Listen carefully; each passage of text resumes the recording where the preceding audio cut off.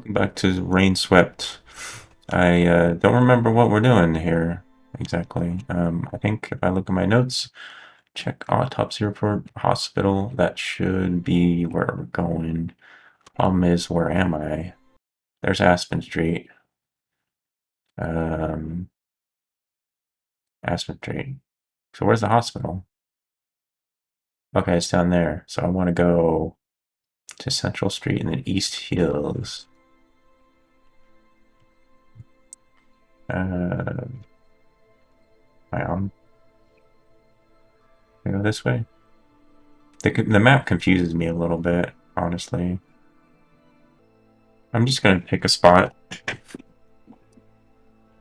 and run towards it. Oh, look, it's a skater dude. That goes to Main Street. Skater dude, what do you have to say today? Hey, whoa, you catch that douche that did the shooting yet? No, I can't discuss the case with you. That's too bad. Yeah, that's too bad.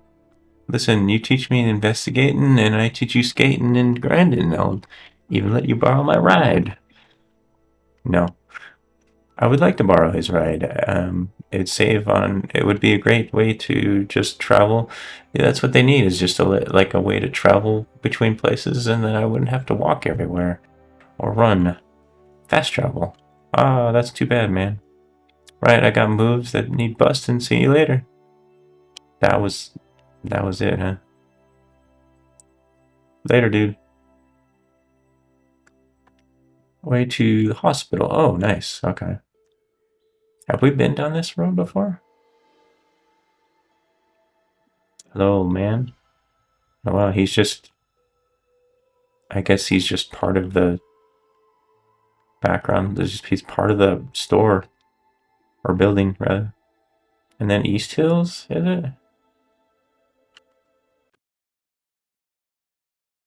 Yeah.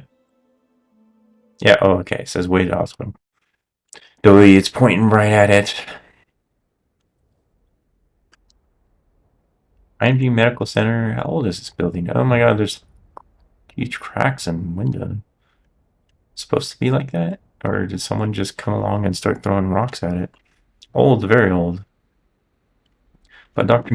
Martinez makes up for it. He's great. He's in charge of the autopsy. Should be inside. Let's go. You mean there's actual this place is actually functioning like this? Should we go in? I'm gonna stay outside. Nah, I think I'll hang outside. I don't like the looks of this place. Oh, come on, it's not that bad.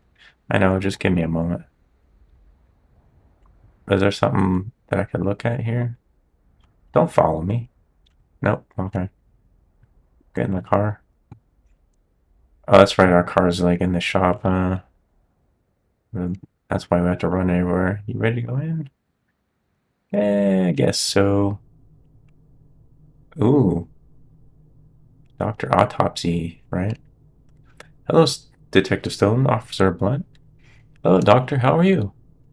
Oh, just the usual, dead bodies. This is a sad case life. Living in Pineview, I don't do these often, thankfully. What does he do if he's not doing autopsies? I guess he's a doctor, not a mortuary assistant. Anyway, shall we begin with the report? Who would you like to hear about first, Detective? Diane, I guess. Let's see Diana first. Alright, give me a minute, please. I don't really care. That's one dead body or another. I don't want to see either of them, really. And one more thing. One more thing? The light. That's one more thing. Oh, at least he's covering her up so we don't have to see what's going on. The victim is Diane Miller, age 24. Let's go alphabetically. Wait. Alphabetically. If there's any signs, struggle on the arms, or anything to suggest that Diane may have been firing the gun, always go alphabetically. It's hard to say, although I didn't do it with Chris and Diane. It's hard to say whether she had held the gun at all, but the fingerprints report would probably reveal that.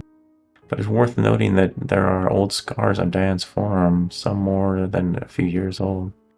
It's possible that she or someone else had harmed her more than a couple times, possibly using a blade. Ooh, not good. Is there anything you can tell us about that? Any more details? Hard to say anything more than this, Detective. The scars are very old. More so than toxology. The large amount of soot, soiling, and burnt hairs around the wound indicate a shot that was taken at close range. We already knew that, I believe. Say, maybe a distance of 10 centimeters? I don't really know what 10 centimeters is. The victim, but close, obviously. The victim was shot in the upper abdomen. The bullet traveled through and hit the lower ribs and made an exit through the back. A shockwave from the round managed to rupture the heart without directly penetrating. Directly, huh? This caused a hemorrhage and instant loss of consciousness and immediate death. Well, yeah, if your heart exploded. Jeez. Toxicology report shows that Diane was under the influence of alcohol during the shooting. Diane? Only Chris had a wine, so I saw the scene. Maybe she's just had a little bit from Chris?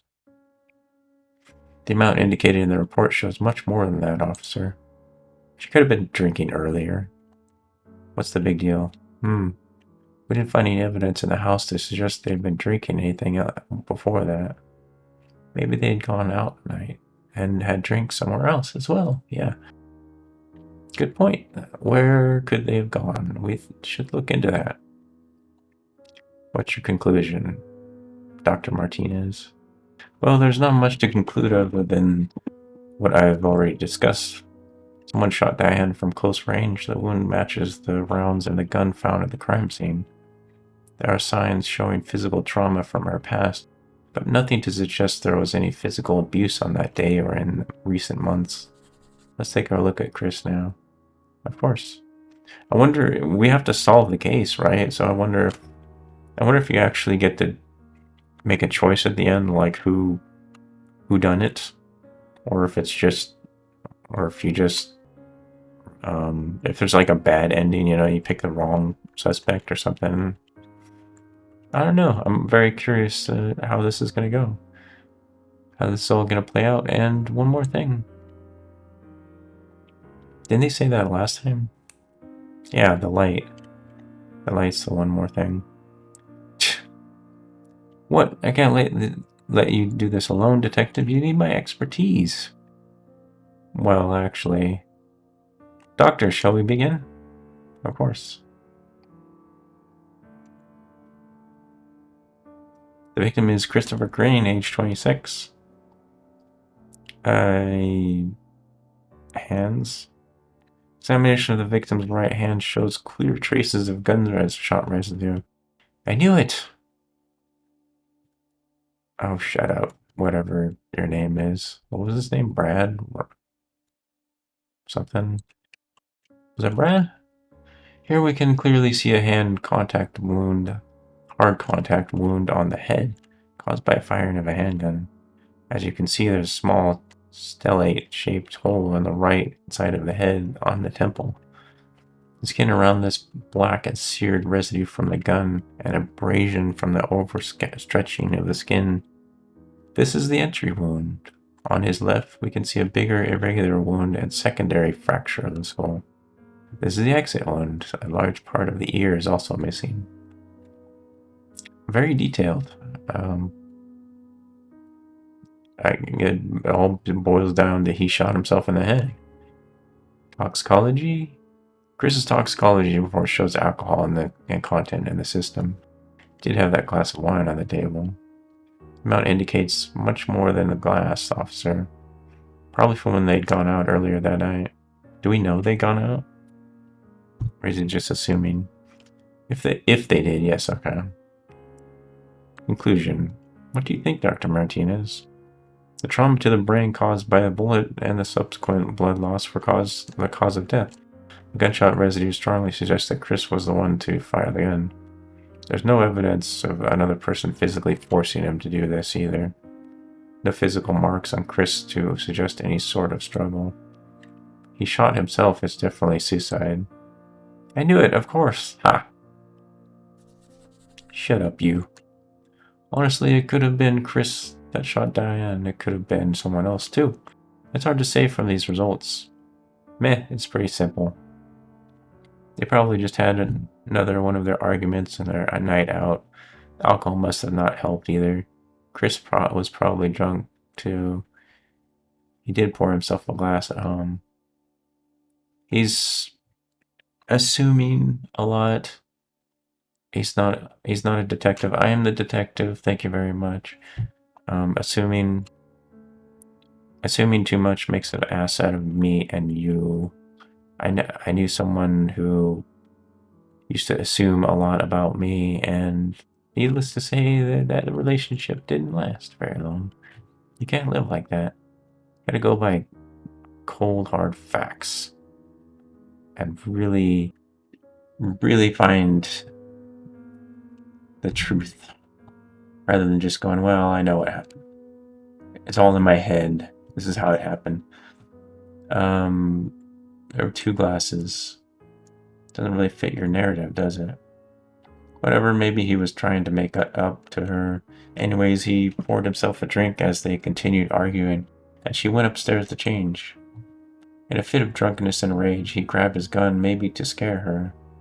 But when she came downstairs again, he had enough. Before she could say anything, he shot her. Didn't realize what he'd done in his drunken state and shot himself. That's it. You've got it all figured out. That's it. Case closed. Ryan, that's his name. Please. Doctor, if that's the case, wouldn't there be Diane's blood on Chris from the back splatter? Not necessarily. Back splatter depends on a few different conditions. The velocity of the rounds and the region of the wound are 2 of them. As expected, anyway, I should get going. Some important work to finish. Well, thanks for showing up and making a bunch of assumptions. Jeez. What the hell is he doing here, anyways? We should head back, detective. Go on, I'll catch up. I want to talk to Dr. Martinez about something. Alright. Right then. See you soon. What are you running for, Doctor? Yes, detective, what is it? I've recently been having bad dreams, and... Is this really the right kind of doctor to talk to about dreams? I don't know. See, psychiatrist, man. When I wake up, I can't move my body for a few seconds. It's like I'm awake. I'm sure I am, but I can't do anything. I can't move or speak. I've had this happen to me before. It's horrifying. I also see things, terrifying things. I haven't slept properly in days because of this. I have not seen... I've only happened to me once, though, and I wasn't seeing things. Well, detective, what you're suffering from is called sleep paralysis. It's completely harmless. It's completely harmless. Good song about sleep paralysis called Scissor Lock by Dredge on their El Cielo album. Check it out. The whole album is good. It's really good. Seriously, check it out. Seriously? As the name suggests, your body is paralyzed and asleep even when your mind is awake. That's part of the lyrics, actually. Often people witness visual or aural hallucination. I remember auditory hallucinations. I don't know what aural hallucinations is. Is that the same thing? There's nothing to worry about in regards to paralysis itself, apart from it being a completely terrifying experience. It is. Gee, thanks. It might be a symptom of another issue, though. When did this start? On my first night here in Pineview. Anything stressing you out? In this case, maybe? It's nothing worse than what I've seen before. I don't think it's stress exactly. Might not be the case then. Try to identify what it could be and try dealing with it.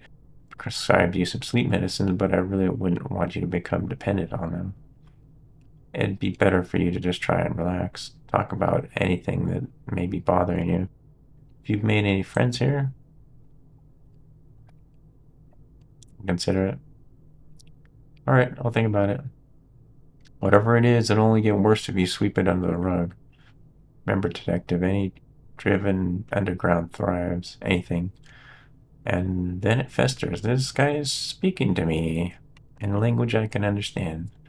Um, so I hope you do follow my advice. I'm here always. If you need me, talk to me anytime. I definitely need to talk to more people about my problems, but I'm stubborn. All right, what do we have next? Detective, I want to talk to you about something. Yes? Officer Watts, it's his birthday tomorrow. And happy birthday to him.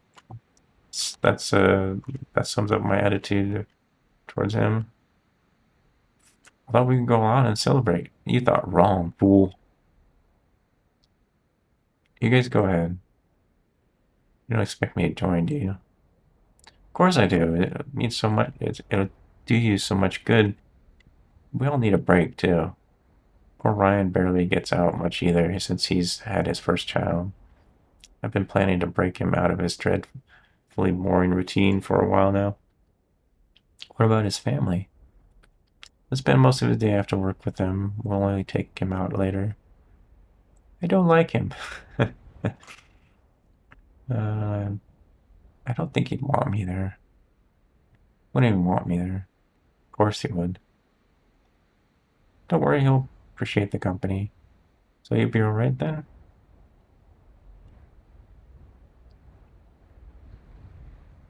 No. I was just being courteous by asking. You're coming. Oh my god. Thank you very much, Blunt. Thank you for being around. That's settled in. Cool. I'm excited.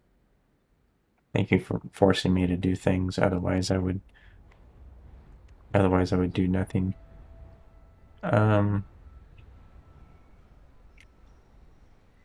what was this guy's name? Avi or something like that. You know, some of the people here are quite nice. Mark's pretty friendly, for instance. Miss Patterson's great too. But the others have been giving me funny looks. I guess they're all just a bit paranoid after the incident, and I can't blame them. I heard the victims were outsiders too. I also heard that the cops aren't taking the case seriously. A couple of days here and I've heard so much. Word really seems to travel in Pineview. You know, can't say I disagree with that. Must be useful for you hearing all sorts of things from everyone. It's quite the opposite. That's a pity. Anyway, I'll see you later. Okay, where am I going? And meet Brad, Sheriff's Department. Sorry about that. That's the only way I can get out of that. Um, Sheriff's Department, Happy Valley Road. I think this is East Hills. It's gotta be this way, right? Run for it. It says yes.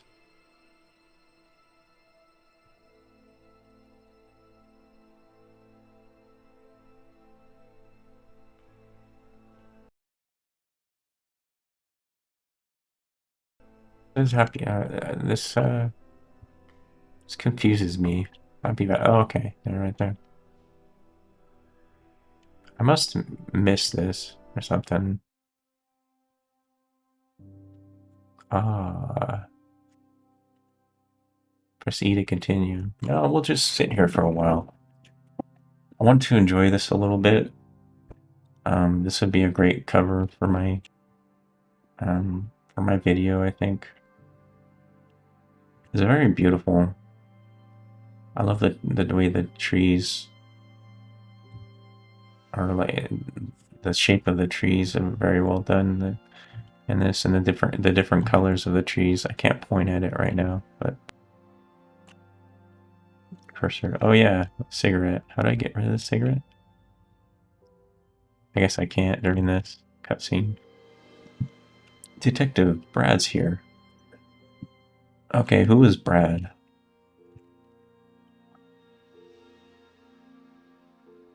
I'm gonna go look at the scenery some more. Wait, what was that? Oh, nice. Okay, let's go meet Brad, whoever the hell that is. This is Brad. Detective? Michael Stone, and this is Officer Blunt. I had no idea about the incident. I came as fast as I could. It's heartbreaking. I understand. Come on, let's discuss this inside. I remember a Brad, but I just can't remember. I can't place him. Through here, Detective. Don't you have an interrogation room here? Not really. We're ordinarily use the conference room in such a situation. But there's got a water leakage problem these days. All the rain must be, right? Actually, it's water from the second floor washroom. Sorry about it, Detective, but the storeroom's the best we have for now. That's alright. Anyway, bring in Brad. We've got a lot to talk through. I'm sorry, I'm still a bit of shock. I got the news last night. I have no idea. It's a weird time. I'm getting married in a few days, and I was so stressed about that. I sent Chris an invitation, not knowing if he'd respond. I hadn't talked to him in months, and then this. I can't believe it. I'm just shocked. Sorry, I'm just repeating myself over and over again. That's alright, Brad. What was Diane like? How well did you know Diane? I didn't really. I only met her a couple of times, though, Chris, after they started dating through Chris. Whatever I knew about her, it was mostly from Chris had told me. She definitely had a power over him, though. She was smitten. I'd never seen him like that. How long had you known Chris? Chris, we met during high school.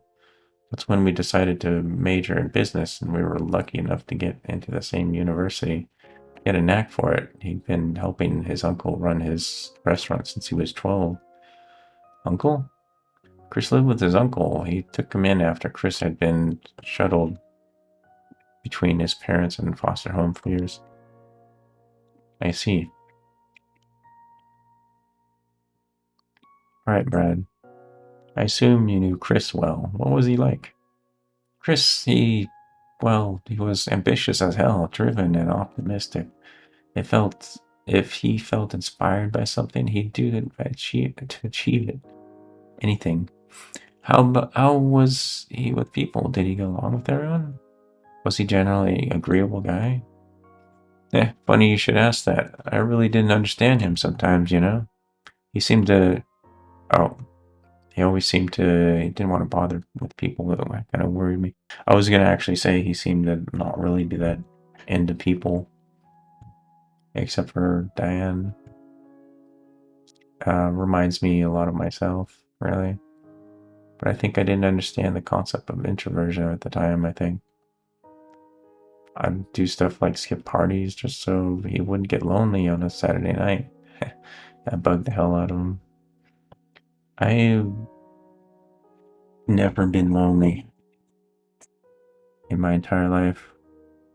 I've felt, I've never felt like someone could just come in and cure all my problems just by being there. I'm the best. And Charles Bukowski said I'm the best form of entertainment I have. Would he get into arguments with people, short temper or anything? Oh no, not at all. Don't think I'd ever see him lose his temper. No, he just liked his own company, I think. Did Chris talk about Diane talking to you? What did they tell you anything? Yeah, he shared things during the first couple of months, and at the New Year's party, he didn't get back to him. He asked for a phone number that night, but she didn't give it. She said she'd find out a number and call him if she wanted to. The lack of response, contact, or even single call drove him slightly crazy. By the time she did call him, he was done. He was completely into her. The uncertainty made him want her bad. That's Chris. Did we get a good look at him before? Hi. Diane. Good to see you. Say nothing. You're great. You, what? Or nothing. Good to see you again. Oh, it's good to see you too, Chris. I didn't think we'd meet again, actually. I've been waiting for you to call. Holy cow, he's with a desperate tone, boy. You've been waiting for? You know what? Forget I said anything. Where are we going? I should have just gone straight to where are we going. Instead of fumbling through all this other dialogue. Jeez. Surprise, Chris. I should know just to shut up. It's my turn to show you something cool. Why is there a choice if there's only one choice? That's not really a choice. I got you something, actually. It's a book. Oh, really? It's a book. You said you wanted to travel, right? I almost said time travel. To go somewhere far away? Dreamer's Guide to... Oh, is this the what was it, self-help book about traveling or whatever? The Dreamer's Guide to the World. I don't think they said the title of the book. This book is written to inspire people like you. That's really sweet, Chris. Thanks. Well, I'm off. Goodbye, loser. Well, this is us. Come on.